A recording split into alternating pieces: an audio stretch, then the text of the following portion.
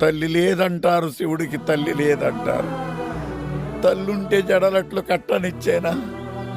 తల్లుంటే పులితోలు చుట్టనిచ్చేనా? తల్లుంటే విభూతి రాయనిచ్చేనా? తల్లుంటే శ్మశానాల తిరగనిచ్చేనా? తల్లి లేదంటారు, శివుడికి తల్లి లేదంటారు. తల్లి లేని శివుడే అంతటి గరుడైతే తల్లున్న శివుడు ఇంకెంతటి గరుడవును? తల్లి లేని సుకుమారుడు ఎంతమందికి గొప్పవాడైతే తల్లుంటే ఇంకెంతటి గొప్పవాడగదు సుకుమార.